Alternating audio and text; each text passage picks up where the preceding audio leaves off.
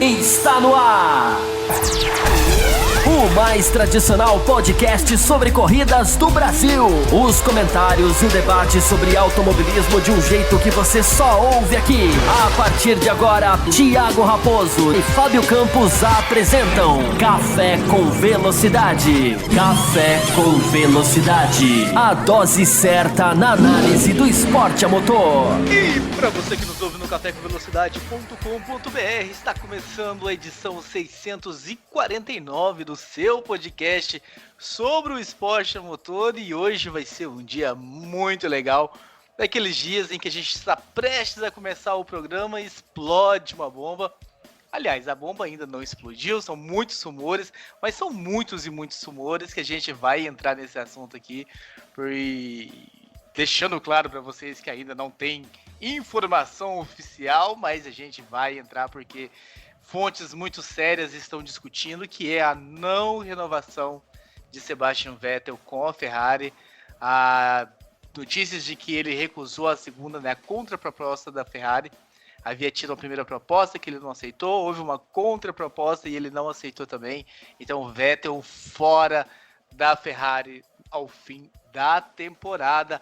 Will Bueno, seja muito bem-vindo para mais uma edição 649, estamos batendo aí nas 650. Quando esse programa tinha menos edições, ele comemorava os aniversários, as datas de 50 e cheia. Mas agora, já é um programa com mais de 500 edições, a gente só comemora realmente 600, 700, 900. Mas fica aí a informação dos 650 chegando. Will Bueno, essa informação em se confirmando, te surpreende? Como é que você a recebeu? Você que estava gravando, né, o seu podcast, o seu videocast, o Botequim GP, quando essa informação começou a pipocar nas mídias mundiais. Seja muito bem-vindo. Saudações, Thiago Raposo, Fábio Campos, Matheus Pucci e ouvintes do Café com Velocidade. Eu disse há muito tempo que 2020 seria a última temporada de Sebastian Vettel. Já vem falando isso há bastante tempo.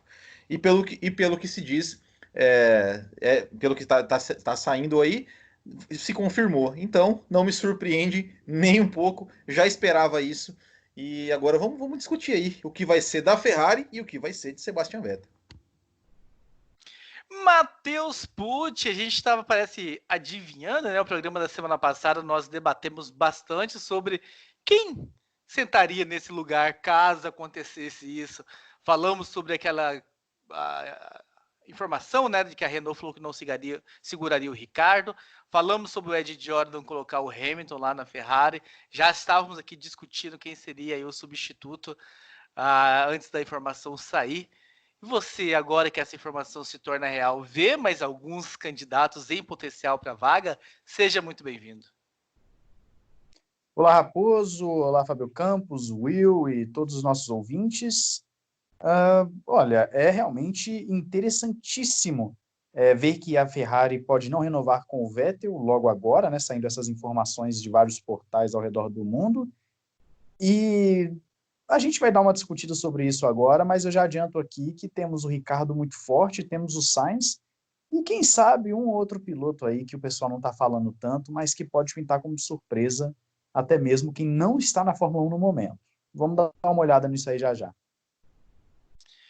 Fábio Campos, seja muito bem-vindo também a essa edição bem especial, com um tema que nós já vínhamos discutindo ele com outro aspecto, com outro prisma nos programas anteriores, mas agora a informação realmente parece ser bem real, né? Porque fontes, e você sabe que fontes são essas, bem confiáveis, acabaram dando essa informação. A mídia alemã como um todo deu essa informação, Fábio Campos.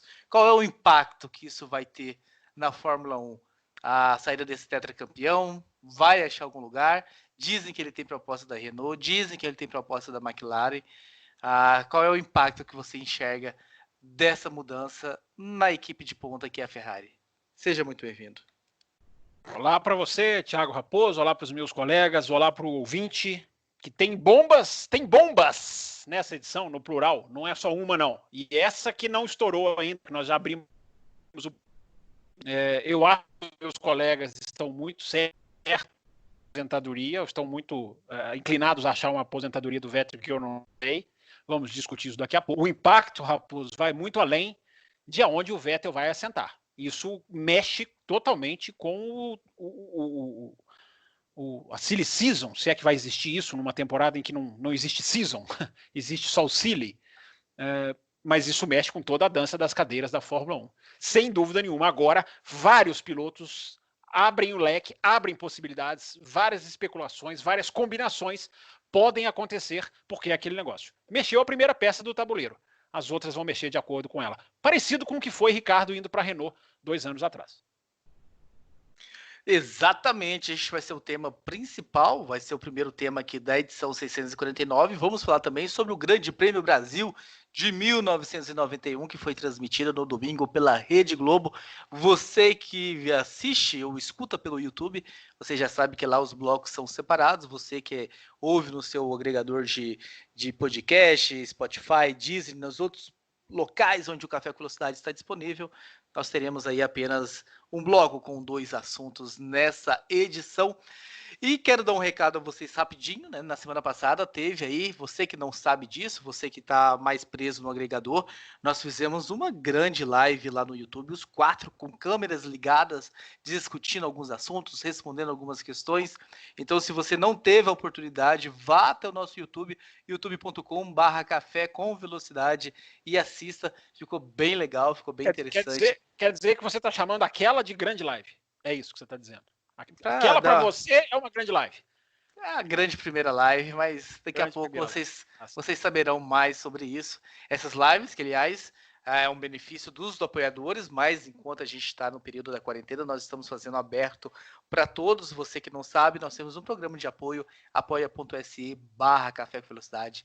Entrem lá e torne-se você também um apoiador. Mas sem delongas, vamos começar a falar logo sobre Vettel, sobre o futuro da Ferrari, quem vai correr ao lado de Charles Leclerc, e para onde vai Sebastian Vettel, vai para a Renault, vai para a McLaren. Podemos ser surpreendidos com Sebastian Vettel retornando a uma Red Bull, por exemplo, ou uma aposentadoria. Quais são os futuros que estão nas mãos de Sebastian Vettel? Quero voltar no sentido contrário da abertura, trazendo então agora você, Fábio Campos, para a gente começar a adentrar esse assunto. Antes de a gente falar sobre Sebastian Vettel em si, quero que a gente fale sobre Ferrari. Se foi certo para você, no seu modo de ver, pela qualidade que Sebastian Vettel veio demonstrando nos últimos tempos, a Ferrari não ter chegado na proposta mais sedutora para que Sebastian Vettel ficasse, e o que seria interessante para o futuro da Ferrari para esse segundo assento? A gente acabou tendo um programa pré-bomba, podemos dizer assim. Se essa bomba deve se confirmar na terça-feira, então praticamente o programa está saindo junto com a notícia, são as informações que a gente tem, a não ser que estejamos todos caindo numa cilada, embora, como você falou na abertura, né, as fontes são confiáveis e tudo leva a crer. Então acabou que a gente teve um programa semana passada que foi uma pauta quase que antecipada na questão de Vettel e de substitutos, né? Essa questão da Ferrari, eu não tenho nem muito acrescentado do que a gente já falou na semana passada. Eu só espero que a Ferrari traga um piloto que some, no sentido brigue, no sentido dispute, no sentido ponteie a equipe. Mesmo que o Leclerc tenha um super contrato até 2024, que ele possa ser o preferido, digamos assim, da equipe, que a Ferrari não vá, vamos falar o português claro, né? Em épocas de corridas históricas, que a Ferrari não volte a tempos de Irvine, de Barrichello e de Massa. Nada contra os 3 pilotos, mas em filosofia eu estou dizendo. Que a Ferrari traga alguém para sentar e vir. Acho o nome de Carlos Sainz muito exagerado, na minha humilde opinião. Que não estou dizendo que é um mau piloto, é um cara que evolui, mas é um cara que foi segundo em termos de não conseguiu pontear uma equipe com o Verstappen, isso não é fácil, não conseguiu pontear uma equipe com Hülkenberg, não conseguiu pontear uma equipe com Lando Norris. Para mim, seria claramente uma escolha conservadora. Eu iria para o nome que foi a capa do nosso programa, na semana passada. Os dois, Ricardo ou Hamilton. O Hamilton vai decidir. O Hamilton é quem decide o próprio futuro.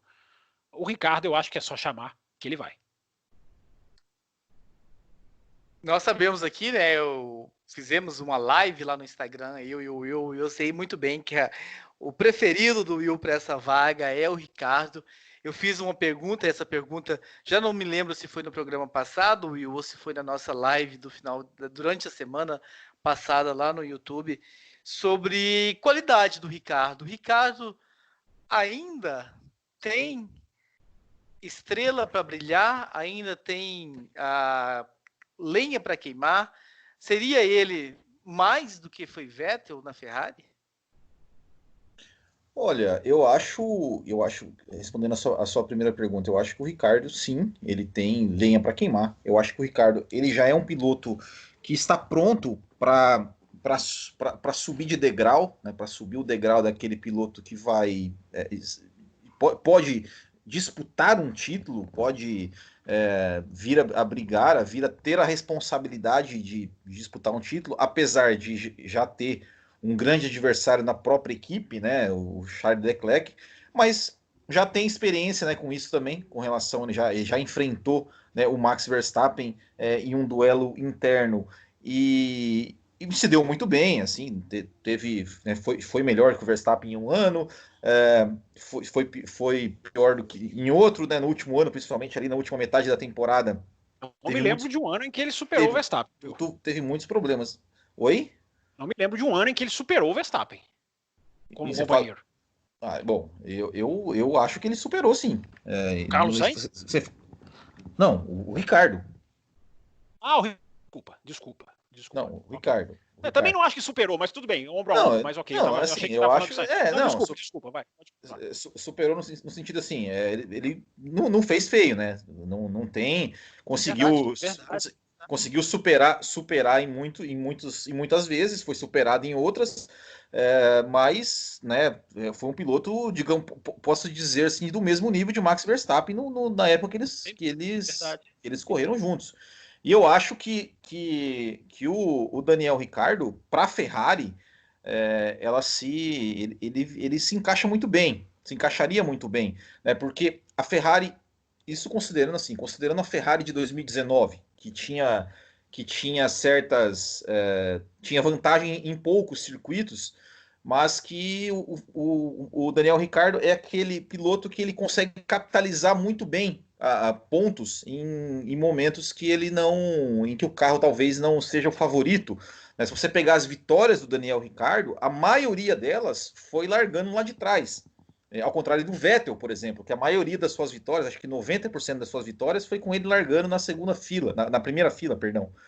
Então, eu acho que para a Ferrari seria bom, porque vai ter um piloto de alto nível, do mesmo nível que o Leclerc, um pouco mais, um pouco menos, e que, ao meu ver, não vai criar qualquer tipo de clima pesado, porque o Ricardo é aquele cara, gente boa, é aquele cara que se dá bem com todo mundo e que todo mundo gosta dele, e eu não consigo, assim como foi com o Max Verstappen, que apesar dos problemas da disputa interna na equipe, eles sempre tiveram um relacionamento respeitoso.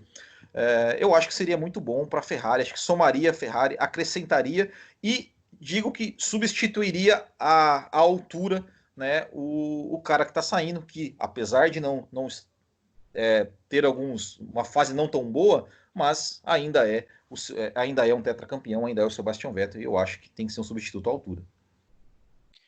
Matheus Pucci, quem perde mais? O Vettel deixando a Ferrari, não aceitando essa proposta, ou a Ferrari deixando com que o Vettel saia? Quem perde mais, ao meu entender, é o Vettel. O Vettel hoje ele é um piloto que 2017 e 2018 ele teve os seus erros, 19 também, claro, mas o 17 e 18 com o seu peso por ser uma briga por título. E o Vettel, ele na verdade, ele não tem muito espaço para onde ir, né? Se ele for para a Renault McLaren, ele vai voltar para o meio de pelotão, que ele já falou que não gostaria de voltar. Ele falou isso até recentemente, coisa de mês passado, algo assim. E o interessante o interessante dessa situação entre Ferrari e Vettel é que a Ferrari, pelo visto, não está fazendo muito esforço para segurar o Vettel. Ela não está fazendo muito esforço, ao meu entender.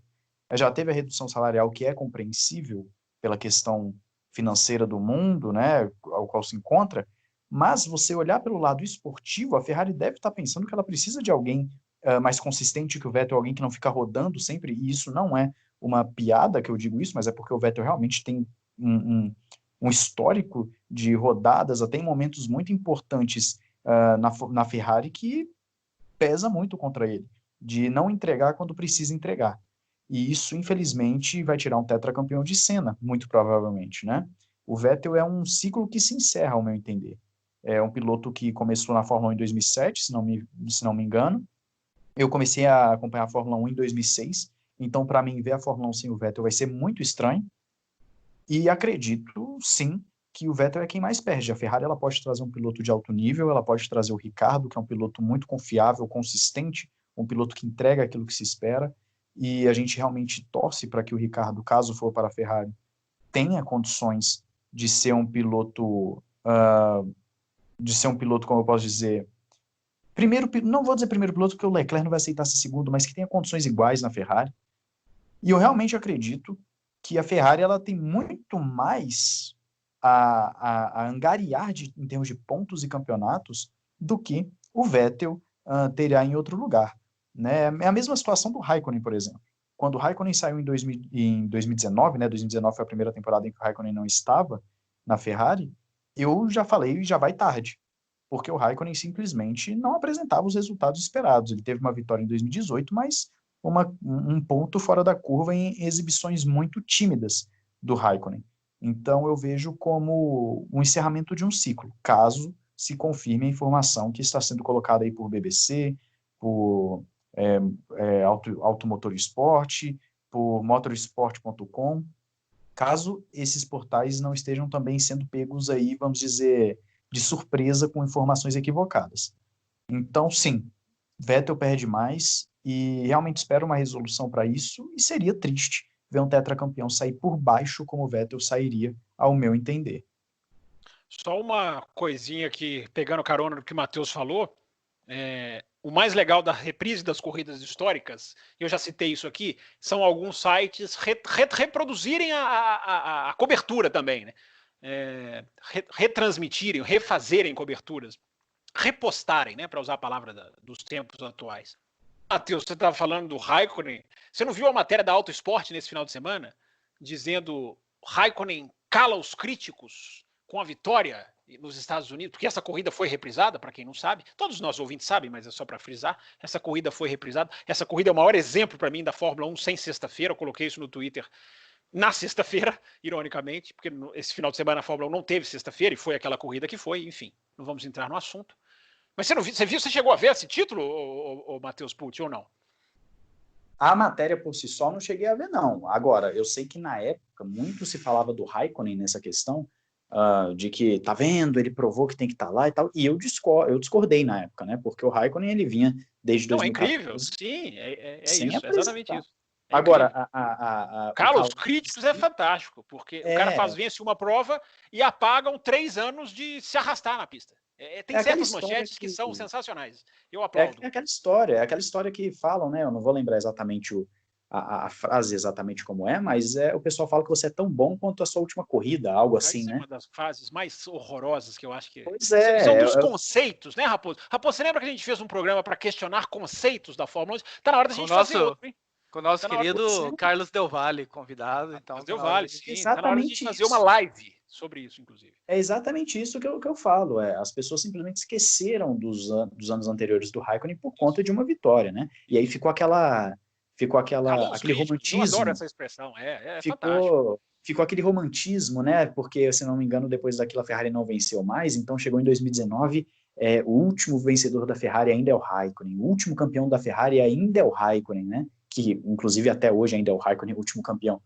Mas são coisas que eu vejo uma similaridade nas duas questões, né?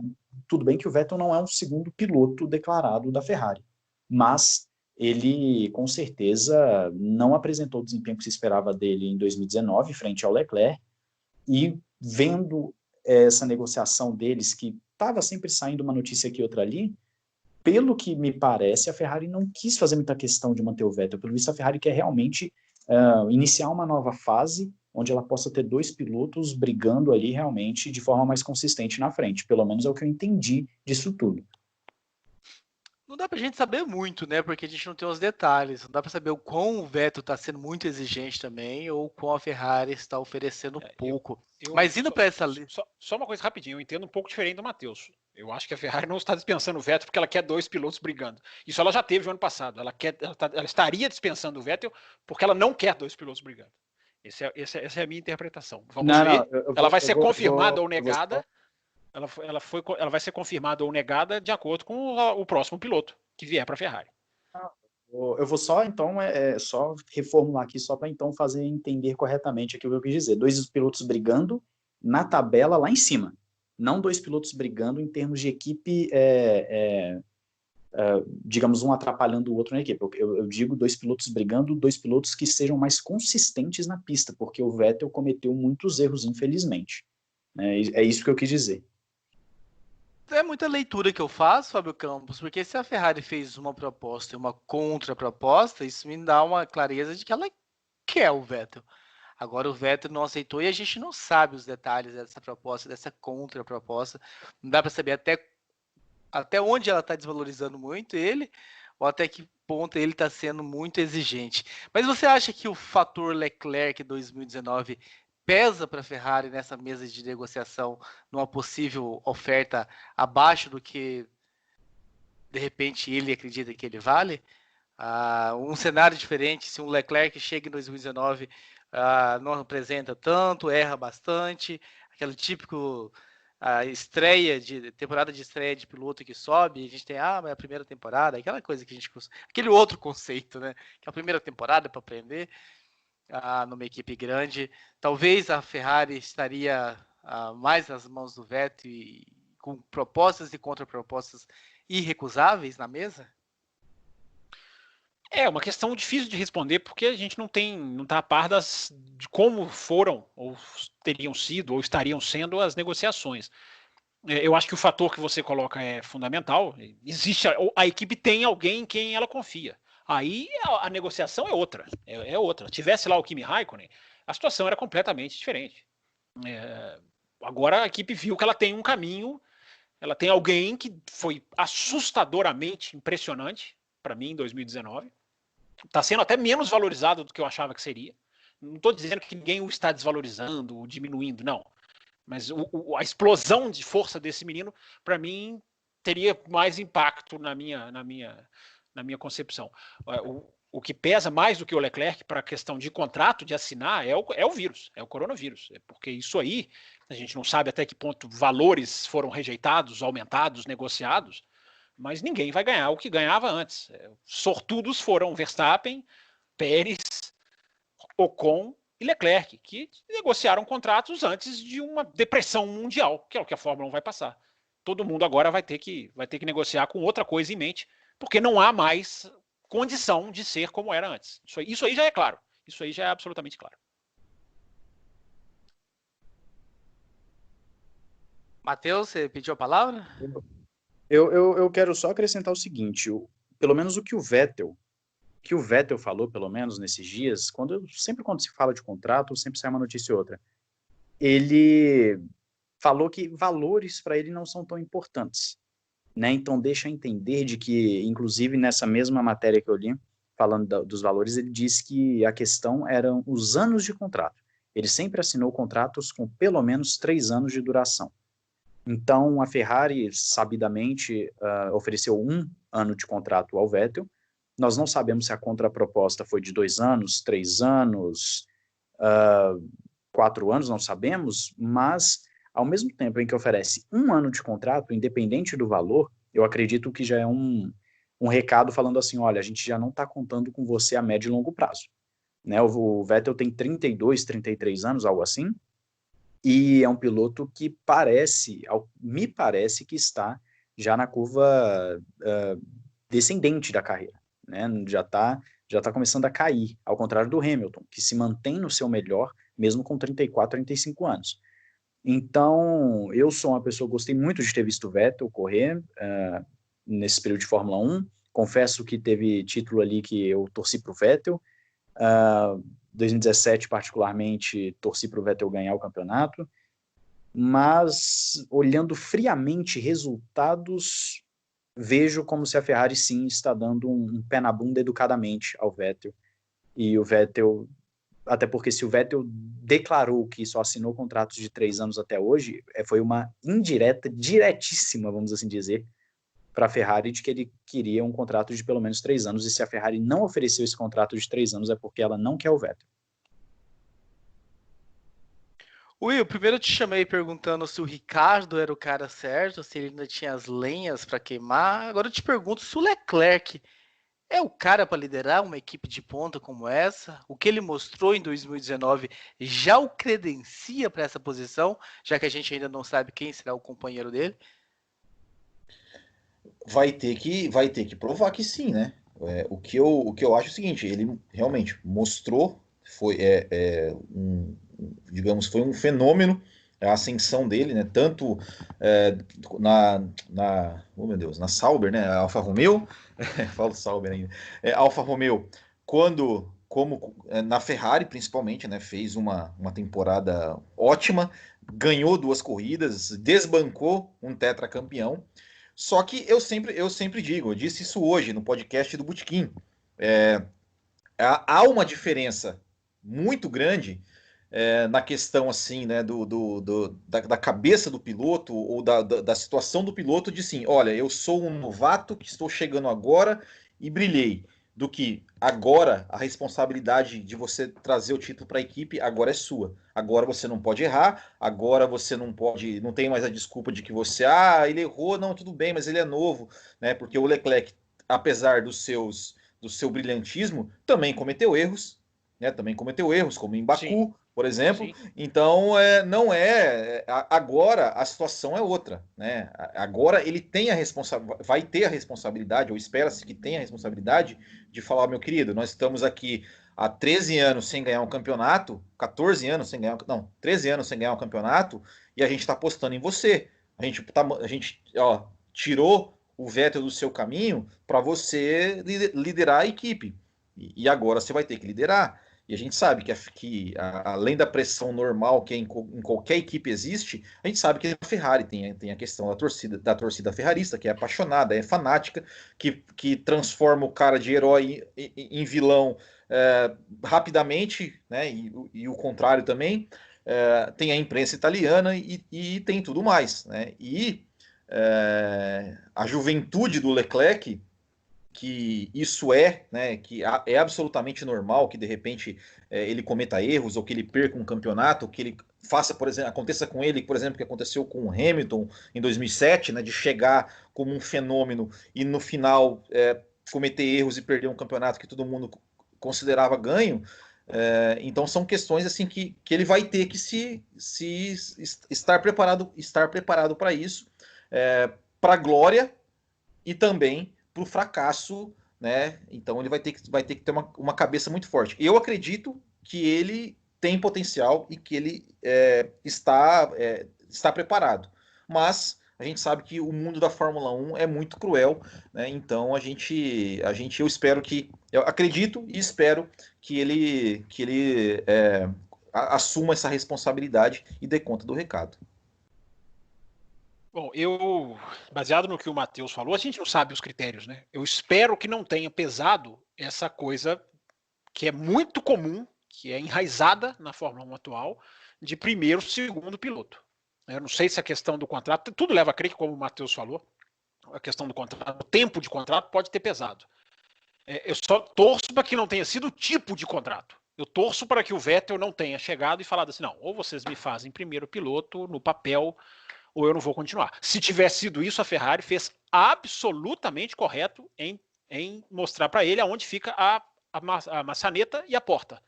A direção da porta. Diga.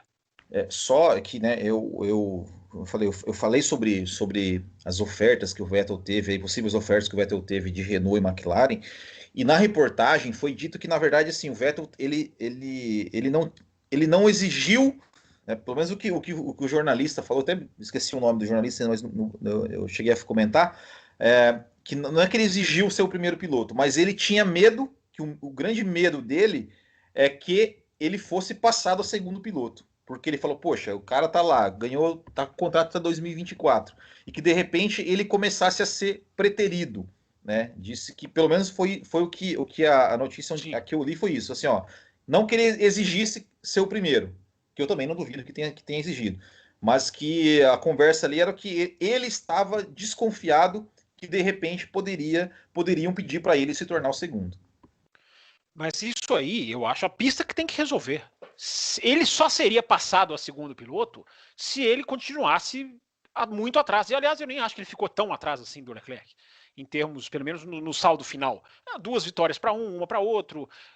Tudo bem, em performance, realmente o Leclerc foi muito mais avassalador. Mas não é não é o que ele fazia com o Raikkonen, ou que outros faziam com o Raikkonen. Ele não foi o Raikkonen do Leclerc, na minha opinião. Ele tem uma falha. Ele tem um problema técnico pessoal dele, que o faz rodar demais, que o faz perder performance durante a prova, que ele tinha que trabalhar nisso. Ou seja, é a pista que tinha que resolver. E isso, para mim, é o mais grave, que é um retrato da Fórmula 1 atual. Né? Não é pista, é privilégio. É piloto que quer, piloto que emburra e sai da Red Bull, porque não deu a ele privilégio no Azerbaijão em 2018, né? Do Ricardo mesmo. Então, assim, essa geração dos staffs, né, das entourages, para falar francês, que os pilotos têm uma equipe tão grande que eles se sentem as únicas estrelas que podem existir na Fórmula 1, Alonso, o capitão desse time, e ao invés de falar, eu vou sentar na pista e vou acelerar. Não é nenhuma ofensa receber um ano de contrato, uma proposta de um ano de contrato. Não é ofensa, e eu não tenho dúvida nenhuma de que qualquer um pode encarar como ofensa. Hoje em dia, desses grandes, eles podem se sentir ofendidos com um ano de contrato, quando não deveriam.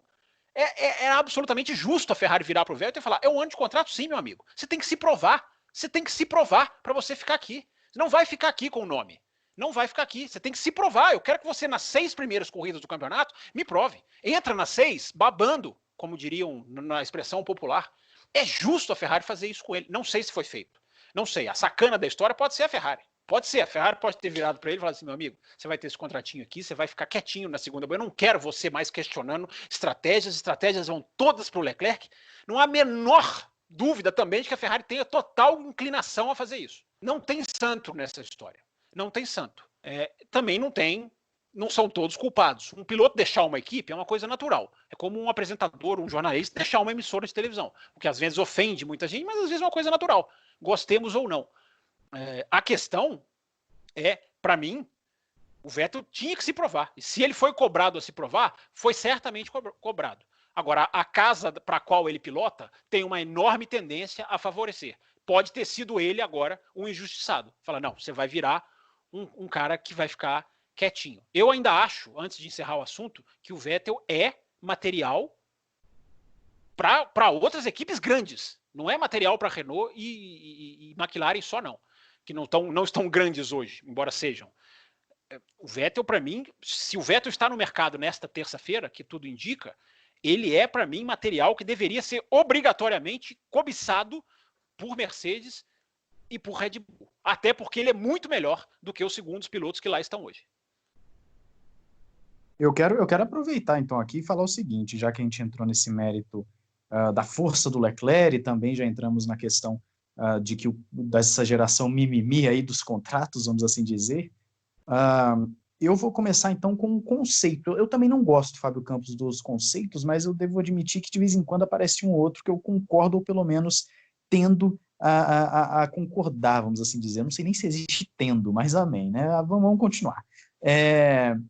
Eu vou dizer o seguinte, não existe campeão bonzinho, né? Aquela frase que o pessoal gosta muito de compartilhar. Não existe campeão bonzinho. Você citou um Alonso, que é o chefe dessa linha de pilotos que se acham a estrela, mas o Alonso provava na pista, né? O Alonso, ele tinha o porquê. Aí quando ele pegou um Hamilton da vida, que é outro que não dá o braço a torcer, ficaram empatados em pontos, vitórias, pódios e abandonos. É uma coisa impressionante quando a gente vê dois pilotos do mais alto nível juntos. O Leclerc, por si só, eu acredito que desde o início da temporada ele já estava se mostrando um piloto diferenciado. Por quê? A Ferrari já queria dar ordem de equipe para ele logo na Austrália, e deu. Na Austrália, no primeiro Grande Prêmio, já deu ordem de equipe para ele. O Felipe Massa chegou a falar que em 2010, na segunda corrida da temporada, que se eu não me engano também foi a Austrália, a Ferrari já tinha dado uma ordem de equipe para ele deixar o Alonso passar, e ele não deixou. Então a Ferrari gosta de, logo no início da temporada, dar uma ordem de equipe. O Leclerc obedeceu, mas ao longo da temporada, logo em seguida no Bahrein, parece que ele não obedeceu a ordem de permanecer atrás do Vettel, foi lá, ultrapassou e quase ganhou a corrida. E ao longo da temporada fez 7 pole positions e foi um piloto que se mostrou em uma linha de evolução muito grande, porque ele errava num grande prêmio, ele falava, então no próximo eu preciso melhorar no quali. E parou de obedecer, né, Matheus? E parou de obedecer. Né? Sim, a classificação na Itália é o estopim de tudo. Por isso que eu acho que o Netflix, você lembra que a gente divergiu nisso? Eu acho que o Netflix não foi legal na cobertura da Ferrari. Faltou demais, focaram na corrida errada, não foi legal. O estopim da Ferrari foi a classificação em Monza, onde ele tinha que dar o vácuo para o Vettel e deu banana. Não vou dar vácuo para ninguém, não. Ficou lá naquela, usou aquela desculpa toda de uma classificação que não aconteceu e se livrou. Eu gosto disso, para ser bem sincero. Sem dúvida nenhuma. Eu gosto. O que acontece é que, ao longo da temporada, ele fez 7 pole positions depois de errar muito no Q3. Ele mesmo falou em entrevista, eu lembro direitinho ele falando, eu preciso melhorar na última volta no Q3. E ele foi lá, melhorou e emplacou. Foi o cara que mais fez pole no ano, se eu não me engano foi ele. 7 pole positions. Ele aprendeu, venceu corridas, foi melhor. Aprendeu também, depois que ele tomou aquele empurrão do Max Verstappen na Áustria, que eu, lembrando, achei normal de corrida, mas depois dele ter achado ruim, ele passou a ser mais duro na disputa de posição nos GP seguintes. Então, realmente, é um piloto que ele erra hoje, amanhã ele já aprendeu. Eu vejo isso no Leclerc.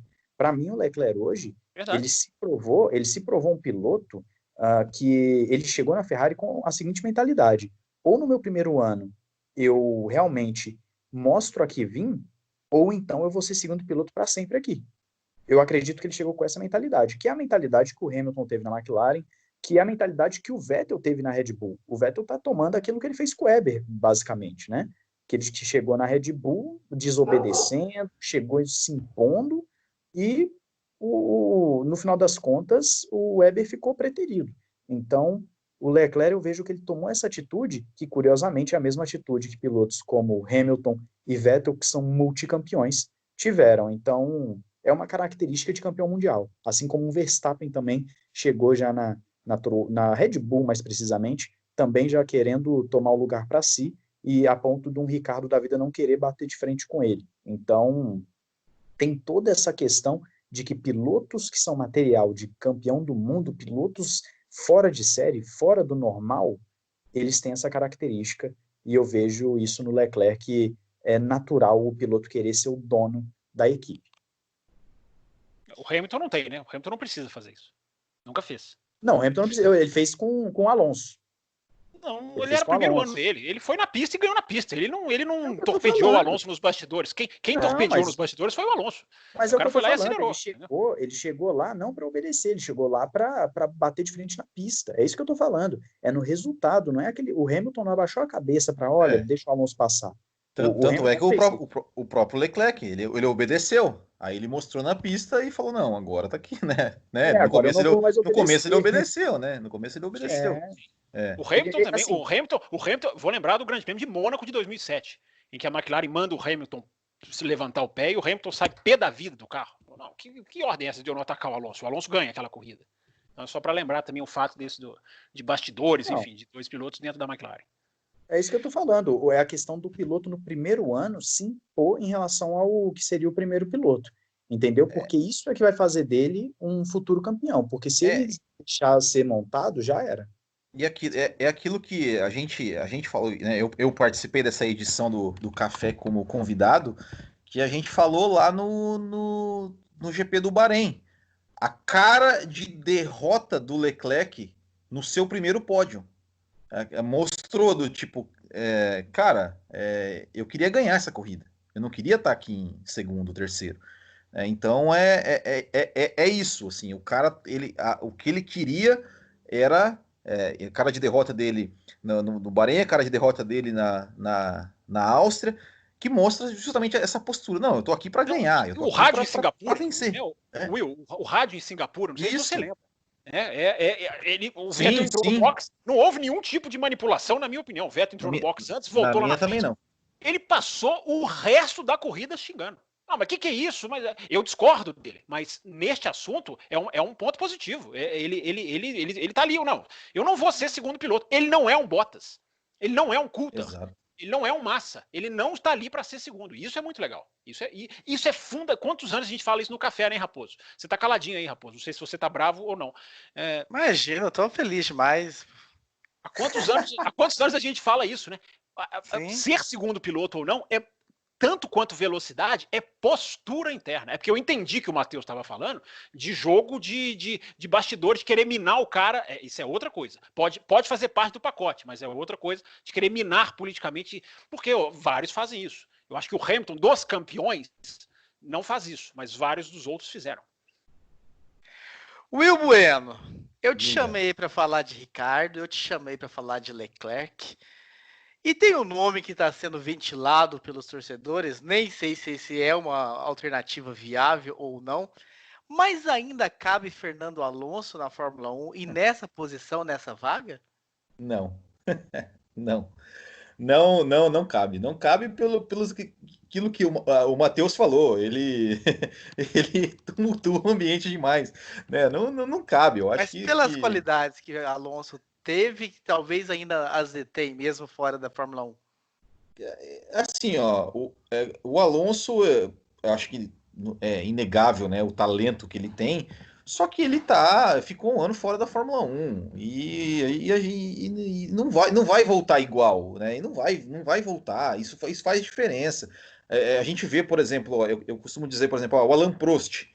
O Alain Prost ficou 92 fora, 93, apesar de ter ganhado o campeonato, mas foi um ano que ele não foi muito longe de ser. A Williams de 93, a Williams de 93 era uma coisa exato, também. Era uma exato. outra.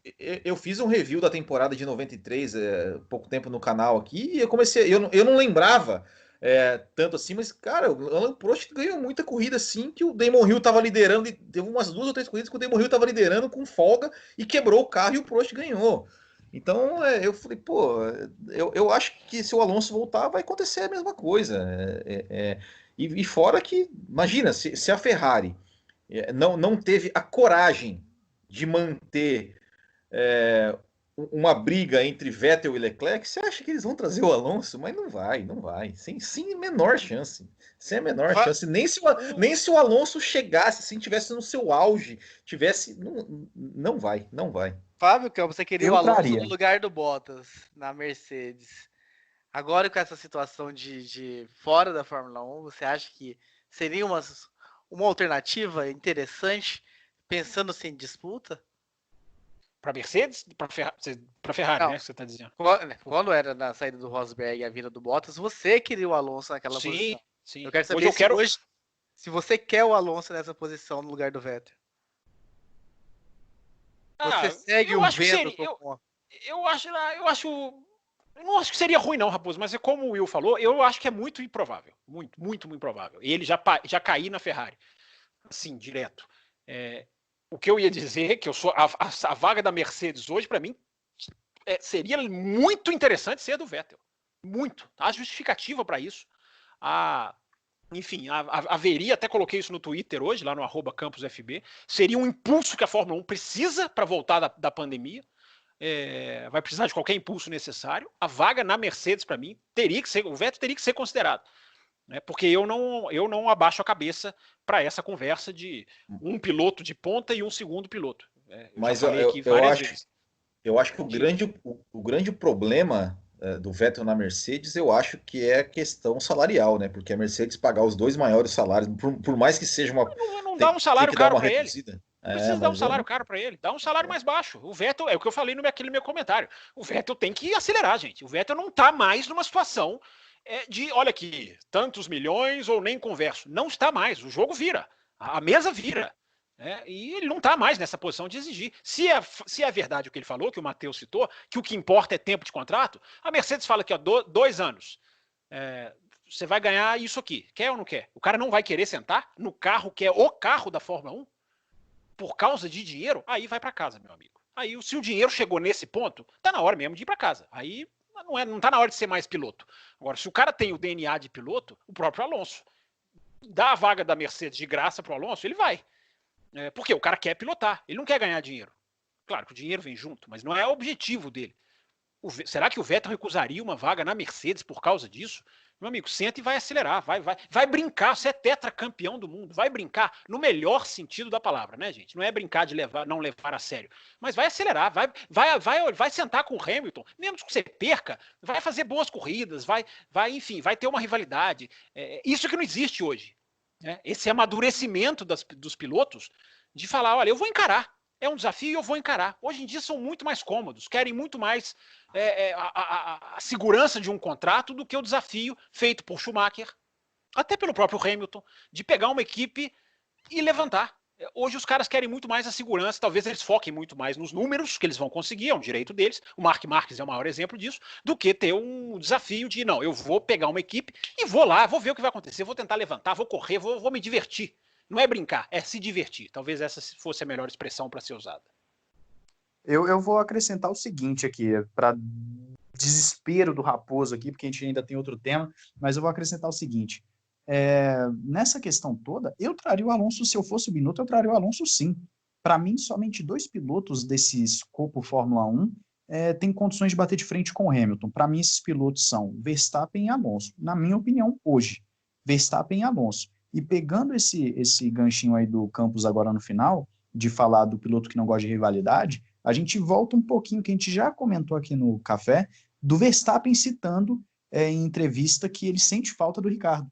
Que ele sente falta do Ricardo puxando. Você vê a mentalidade do Verstappen. O Verstappen é um piloto que... Falou isso pro Ricardo.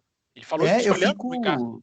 Eu fico impressionado com o Verstappen, porque ele é jovem, é extremamente rápido, já fez corridas históricas, é um piloto que já chegou na Fórmula 1 de uma forma muito incomum, né? Ele fez ali, eu acho que 3 anos antes de chegar à Fórmula 1, sendo que antes até os 15 andava de kart, sei lá, um negócio assim. É impressionante o Verstappen, e eu acredito que esse Verstappen mais maduro, que vem desde a metade de 2018, ele bateria de frente com o Hamilton se tivesse carro para isso. Se ele já dá trabalho com a Red Bull, do jeito que ela está ultimamente, imagina ele num carro de nível parecido, imagina ele naquela Ferrari 2018, né? Então acredito que Alonso e Verstappen seriam os caras. É claro que eu estou contando com Alonso ainda em grande momento, né? Eu não sei como ele estaria hoje, né? Não sei se ele ainda estaria no... Por isso que eu olharia para o Ricardo. O Ricardo é menos interrogação do que o Alonso, embora seja menos piloto, mas é um cara que eu acho que pode sentar e ir muito bem, né? Sim, o Alonso, ao meu entender, ele é um piloto que, muito por conta do que ele fez fora da pista, as pessoas desprezam o talento do Alonso, pelo que eu vejo nas redes sociais. A gente está falando de um piloto de nível genial, ao meu entender. O Alonso é um pilotaço, ao meu entender. É um pilotaço. É um piloto que teve 2 títulos pelas escolhas erradas que ele fez em termos de mudança de equipe. Ele sempre solta uma ou outra que, se for verdade, ele realmente teve uma péssima gerência de carreira, porque ele teve a oportunidade de ir para Brown em 2009, teve a oportunidade de ir para Red Bull em 2010, teve a oportunidade... Não, peraí. O Brown... Ninguém sabia o que seria a Brown, né? Essa nós vamos dar o crédito. Recusou o Brown como se fosse recusou a Mercedes. Não, aquilo ali, gente, ninguém sabia que ia virar aquilo ali, né?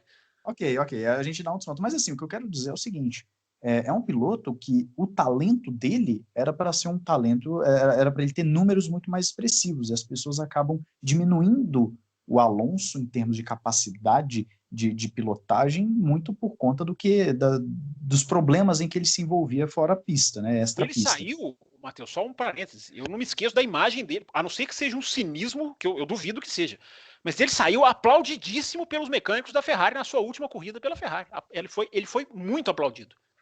Pela McLaren também, embora na McLaren competitivo. E só lembrando que o que você abriu foi um colchete, que o parênteses já tinha sido aberto pelo Matheus anteriormente. Uma aula de português para você. Mas o que acontece? Essa questão do do Alonso ser aplaudido, ele já falou em entrevista que esse clima péssimo de Ferrari que as pessoas falam que ele tinha é uma mentira. Ele falou, pelo menos vindo dele, né? Ele fala que sempre teve uma boa relação com a Ferrari e que toda essa questão que as pessoas Ele falam quis sair da Ferrari, gente. que é porta fechada, que é não sei o quê. Sim, ele quis sair da Ferrari. Sim, Pois ele quis, então, ele cansou de perder, achou que a McLaren e Honda ia virar alguma coisa, e ele que falou para a Ferrari, tchau. Ele não foi mandado embora. exatamente. Então, assim, realmente eu não vou dizer que o Alonso vai voltar, eu também acho muito improvável. Mas se o Binotto tivesse essa possibilidade, se ele pensasse nessa possibilidade, em termos de performance pura, eu arriscaria o Alonso sim, até porque o Hamilton também, eu acho que iria gostar, porque o Hamilton já deu entrevista também, né, porque o Alonso estava ali já para se aposentar, falando que sentia falta do Alonso lá competindo na frente, e eu acho que ia ser bom para a Fórmula 1 ter Alonso e Hamilton de novo, que foi uma das grandes rivalidades dos últimos anos. Parêntese, colchete fechado, o banquete está servido, querido ouvinte. Sirva-se e escreva pra gente qual a tua opinião sobre todo esse bafafá. Provavelmente você vai ouvir esse programa, alguns de vocês já com a informação já confirmada, como a gente acredita que vai acontecer nessa terça-feira. Agora, entre a transição do bloco, do assunto 1, eu ia chamando de bloco novamente, entre o assunto 1 e o assunto 2, a gente tem outra bomba para dar para vocês. Uma novidade que vem aí daqui 2 semanas, inclusive para o pessoal do YouTube, em que os assuntos são realmente divididos em blocos, essa notícia vai estar no final do primeiro bloco e vai estar na abertura do segundo bloco. Então, pessoal do YouTube, porque é uma informação que merece. Fábio Campos, você que estava em discussão com o nosso querido Ricardo Bônima, traz para o pessoal qual é a novidade. Vem aí uma grande live, nós podemos dizer assim, para quem nos pede lives, quem nos pede mais ação no YouTube, a gente tem várias sugestões nesse sentido. Já temos mais de 15 veículos ou podcasts confirmados. Passaremos o dia 23 de maio, que é num sábado, não sendo o seguinte a esse programa, o outro. Passaremos a tarde no YouTube revezando, intercalando. Olha, vai ser para 12 horas, para alegria do senhor Valese, para quem inclusive já vai ser dedicada essa live. O tempo da live é baseado nele, nas suas filosofias. Que inclusive é um dos nomes confirmados. É um dos que estão confirmados. Então, passarão por lá vários podcasts, gente vai entrar de dia, vai voltar de noite, vai interagir, vai ter a hora feminina em que as mulheres vão dominar a situação. Vem aí a grande live do Brasil de Fórmula 1 no dia 23 de maio. Mais detalhes na próxima edição. Tá feito o teaser, né, Raposo? Tá feito o convite e os outros detalhes, inclusive um que eu não posso esquecer. Vamos fazer um evento que vai arrecadar fundos para instituições que lutam contra a pandemia, contra a Covid-19 no Brasil. Além de tudo, de ter isso, que inclusive tem que dar o nome aqui ao Will, que puxou essa fila, o Will Bueno, que deu essa ótima cereja do bolo. Mas vamos passar a tarde também, além de fazer uma boa ação, falando sem parar, sem hora para acabar, de automobilismo, interagindo com, eu repito, 15 já confirmaram presença. Quem sabe esse número aumenta, embora eu já estou achando melhor não convidar mais, mas quem sabe esse número aumenta. Fique ligado, gente. Na tarde do dia 23 de maio, a grande live de automobilismo do Brasil.